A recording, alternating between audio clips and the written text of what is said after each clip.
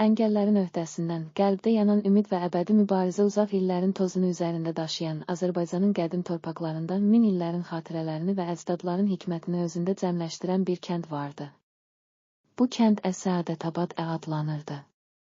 Dar daş küçələri, əcdadların qoyduğu köklü ənənələr və çayın səsi ilə hər kəsin qəlbində əbədi izlər buraxan Səadətabad illər boyu insanlara sevgi, mərhəmət və sarsılmaz ümid bəxş etmişdi. Lakin bu gözəl torpaq üzərində həyatın hər anını, sevincləri və kədərləri ilə bərabər, əngəllərin də qoyduğu dərslər insanın ruhuna dərin izlər salırdı. Kəndin hörmətli ailələrindən biri olan Məmmədovlar ailəsi Səadətabadın səmimi insanları arasında öz nümunəsi ilə seçilirdi. Ailənin başçısı Həsən bəy torpaqla, ənənələrlə və keçmişin öyrətdiyi dəyərlərlə dolu həyatını övladlarına və bütün kənd sakinlərinə nümunə edirdi. Həsən bəyin iki övladı, çalışqan gənc Rafiq və incə ruhlu, şeir yazmağa meyilli Nigar, hər ikisi də atalarının öyrətdiyi kimi həyatda qarşılaşdıqları çətinliklərdən qorxmadan ümidin və sevginin sarsılmaz işığını daşıyırdılar. Hər şey bir gün Səadətabadın uzaq şimalındakı böyük çayın kənarında baş verən hadisə ilə dəyişdi. O gün səhər, qızmar günəşin ilk şüaları torpağı isinərkən, kəndin gənclərindən Rafiq çayın sahilində işləyərkən qəribə bir səs eşitdi. O, çayın sahilində, suyun sahilə çırpınması arasında sanki kədərin və ümidin ahəngini daşıyan bir hadisənin izini tapdı. Bir neçə addım irəliyə getdikdən sonra Rafiq böyük daşların arasında əngəl yaradan, çayın axınına qarışan ağır bir cürbəcər dəmir örtüyü ilə qarşılaşdı. Bu örtü illər əvvəl bir fəlakət zamanı torpağa buraxılmış, unutulmuş və təbiət tərəfindən özünün sərt qaydaları ilə yavaş-yavaş yenidən bərpa olunmaqda olan bir əsər idi. Rafiqin qəlbində ani bir narahatlıq yarandı. O, gördüyü əngəl qarşısında dayanıb, sanki bu daş hər bir insanın həyat yolunda qarşılaşdığı böyük maneələri simvolizə edilmiş kimi düşündü. O, qəlbindəki sarsılmaz ümidlə hər əngəl əslində bir dərsdir. Biz onu aşmaqla həyatın dərinliyini və öz gücümüzü kəşf edərik, deyə öz-özünə söz verdi. Bu hadisə kənddə böyük bir müzakirəyə səbəb oldu. Həsən bəy, kəndin meydanında toplanan insanlara belə dedi: "Əzizlərim, həyatımızda qarşılaşdığımız hər bir çətinlik, hər bir əngəl, bir dərs, bir imtahandır. Bu daş və dəmir örtü yalnız bir əngəl deyil, o, bizim yolumuzda duran, qəlbimizdəki ümid və inamı sınayan həyatın sınağıdır. Biz bu sınaqları aşdıqca əsl gücümüzü, ürəyimizdəki sevgini və mərhəməti daha da dərin hiss edərik." Həsən bəyin bu sözləri kəndin gəncləri arasında, xüsusilə də Rafiqin qəlbində böyük rezonans doğurdu. Rafiq gördüyü əngəli aşmaq üçün qərar verdi. O, özünü kəndin əcdadlarından aldığı ilhamla həyatın hər bir əngəlini aşaraq sarsılmaz ümidin və sevginin işığını daşımaq üçün hazırlamaq istədi. Hər gün səhər erkən saatlarda çayın sahilinə gedib o ağır dəmir örtüyünə baxır, sanki onun qarşısındakı çətinliklərin həyatın real sınaqlarının simvolu olduğunu hiss edirdi. O, həm fiziki, həm də ruhani cəhətdən özünü hazırlayır, bu əngəli aşmaq üçün əzmkarlıqla çalışırdı. Bu müddət ərzində incə ruhlu bacısı Nigar öz şeir və düşüncələri ilə Rafiqin içindəki sarsılmaz ümidin və gücün əksini sənədləşdirməyə başladı. O, kəndin dar küçələrində, köhnə evlərin divarlarında asılmış şəkillərin arasında hər əngəl, ürəyimizdə yanan o sarsılmaz işıq kimi həyatın bizə verdiyi bir dərsdir. Biz hər çətinliyi aşdıqca öz içimizdə daha da güclənirik, sevgi və mərhəmət bağlarımız daha da möhkəmlənir, deyə şeir yazırdı. Onun sözləri həm gənclərin, həm də yaşlıların qəlbində dərin izlər buraxır, hər kəsə həyatda qarşılaşdıqları əngəllərin onların əsl dəyərini, gücünü və ümidini daha da artırdığını xatırladırdı. Rafiqin bu səyahəti yalnız fiziki bir əngəlin aşılması ilə bitmədi. O, eyni zamanda həyatın hər anında qarşılaşdığı daxili mübarizələr, ürəyində yatan gizli qorxular və kədər ilə də mübarizə aparırdı. O, gecələri ulduzlara baxaraq hər birimiz həyat yolunda ürəyimizdə sarsılmaz bir güc daşıyırıq. Əngəllər bizi yalnız sınamaz, onlar bizə öz içimizdəki dərinliyini, sevgini və mərhəməti öyrədir, deyə düşünürdü. O, Tolstoyun romanlarında olduğu kimi insanın öz içindəki ən böyük düşməni və ən böyük müttəfiqini, öz ruhunu tapırdı. Bir gün Rafiq nəhayət o ağır dəmir örtüyü ilə üz-üzə gəldi.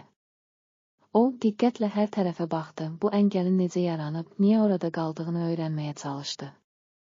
O, bilirdi ki, hər bir daş, hər bir iz, keçmişin vətənpərvər dövrlərindən qalan insanın həyatında iz qoyan bir əlamətdir. Rafiq öz içində dərin düşüncələrə qərq oldu və bu əngəli aşmaq üçün yalnız fiziki güc deyil, eyni zamanda ruhani dərinlik, sevgi və mərhəmətlə hərəkət etməyə qərar verdi. O, bir neçə gün boyunca kəndin yaşlılarından, ənənələrdən və keçmişin hekayələrindən ilham alaraq öz planını hazırladı. Kəndin ən hörmətli adamlarından biri olan Quli bəy ona kömək etmək üçün gəldi. Quli bəy deyirdi, oğlum, həyatda qarşılaşdığın hər əngəl öz içində bir hikmət, bir dərs gizlədir. Sən bu daşları aşarkən yalnız öz fiziki gücünü deyil, həm də qəlbindəki sevginin, mərhəməti və sarsılmaz inamı ortaya qoymalısan. Hər əngəl sənə həyatın əsl dəyərini göstərmək üçün var. Rafiq, Quli bəyin sözlərində böyük hikmət tapdı və bütün qəlbi ilə bu əngəli aşmağa başladı. O, əvvəlcə dəmir örtüyü ətrafında diqqətlə araşdırmalar apardı, onun kökündə yatan izləri və yarpaqları, zamanın necə sürətlə axdığını və həyatın hər anının necə qiymətli olduğunu anlamağa çalışdı. O, hər bir daşın, hər bir çatlağın arxasında gizlənən hekayəni, insanın yaşadığı sevincləri və kədərləri xatırlayırdı. Nəhayət, o gün gəldi. Rafiq bütün hazırlıqlarını tamamlamaqla o ağır əngələ doğru irəlilədi. O, qəlbində yanan sarsılmaz ümid və sevgi ilə həmin daş blokunu, sanki həyatın bütün çətinliklərini aşmaq üçün öz gücünü ortaya qoyaraq yumşaq, amma möhkəm bir şəkildə itələməyə başladı. Hər itələmə, hər addım, sanki min illərin hekayələrindən ilham alır, Rafiqin öz içindəki gücü və sevgi dərinliyini bir daha ortaya çıxarırdı.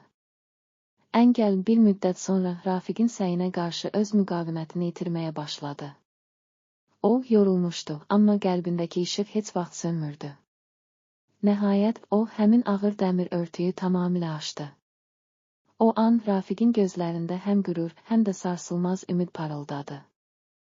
O, yalnız fiziki bir maneəni aşmamışdı, o, eyni zamanda həyatın hər anında qarşılaşdığı daxili sınaqları, qorxuları və kədərləri də aşmış, öz qəlbindəki sevgi və mərhəmətin əsl gücünü kəşf etmişdi. Bu uğur, kənddə böyük bir sevinc və mübarizənin simvoluna çevrildi. Həsən bəy və Quli bəy Rafiqin uğurunu qeyd edərək ona həyatın əngəllərini aşan ləqəbi verdilər. Kəndin hər kəsinə, hər ailəyə və hər bir ümmət üzvünə Rafiqin hekayəsi sanki Tolstoyun romanlarından ilham alan acıların, sevincin və sarsılmaz ümidin canlı şahidi kimi çatdı. Nigar isə bu hadisəni unutmadan öz şeir və nəsr əsərlərində Rafiqin, ailənin və bütün kəndin birlikdə yaratdığı bu dərin məna dolu anı ümidin, sevginin və mərhəmətin simvoluna çevirdi. Onun yazdığı hər söz kəndin dar küçələrində, köhnə evlərin divarlarında, məscidin sükutlu künclərində əbədi səs kimi eşidildi. Beləliklə, əngəllərin öhdəsindən, qəlbdə yanan ümid və əbədi mübarizə adlı bu dastan Səadətabadın dərin tarixində, əcdadların qoyduğu ənənələrdə və insanların qəlbində yanan sarsılmaz işıqda əbədi iz buraxdı. Hər kəs bilir ki, həyatın ən böyük zənginliyi yalnız maddi zənginlikdə deyil, əslində qəlbdə sevgi, mərhəmət və ümidin sarsılmaz gücündə gizlidir. Biz bu hekayəni oxuduqca öz həyatımızda qarşılaşdığımız hər bir əngəlin bizi daha da gücləndirdiyini və əsl dəyərin bir-birimizə olan əlaqələrimizdə və sevgi bağlarımızda gizləndiyini anlamağa çalışırıq. Bu nağıl yalnız bir kəndin bir qəhrəmanı Rafiqin hekayəsi deyil, həm də hər kəsin həyatın hər bir dövründə qarşılaşdığı çətinliklərdən sonra qəlbində yanan sarsılmaz ümid və sevginin simvoludur. Hər birimiz həyat yolunda sevincləri və kədərləri bir araya gətirərək öz içimizdəki gücü kəşf edirik. Bu sarsılmaz güc, əcdadlarımızın, torpağımızın və ənənələrimizin bizə öyrətdiyi, sanki bir ömür boyu bizə işıq tutan bir mələk kimidir. Beləliklə, bu dastan Azərbaycanın qədim torpağından çıxan ailə və insan əlaqələrinin dərinliyini, həyatın acı şirin hekayələrini və sarsılmaz ümidin əbədi sədasını bir araya gətirərək, nəsillərə ötürüləcək və hər kəsin qəlbində yeni bir ilham mənbəyi olacaq. Həyatın hər bir anı, hər bir əngəli aşmaq, qəlbdə yanan o sarsılmaz işığın dəyərini bilmək və sevginin, mərhəməti, ədaləti qorumaqla biz özümüzü və gələcəyimizi daha parlaq edəcəyik. Bu hekayə təkcə Rafiqin, təkcə Nigarın və təkcə Səadətabadın hekayəsi deyil, o, bütün insanlığın, hər birimizin həyat yolunda qarşılaşdığı əngəllərin, acıların, sevinclərin və ümidlərin əbədi şahididir. Biz bu dastanı oxuduqca hər bir əngəlin bizi daha da birləşdirdiyini, sevginin, mərhəmətin və ümidin həyatımızı işıqlandırdığını unutmamalıyıq. Beləliklə, əngəllərin öhdəsindən, qəlbdə yanan ümid və əbədi mübarizə adlı bu nağıl Azərbaycanın qədim torpaqlarından çıxan dərin ənənələrin və sarsılmaz insan dəyərlərinin canlı şahidi olaraq nəsillər boyu oxunacaq, danışılacaq və qəlblərdə əbədi yer alacaqdır.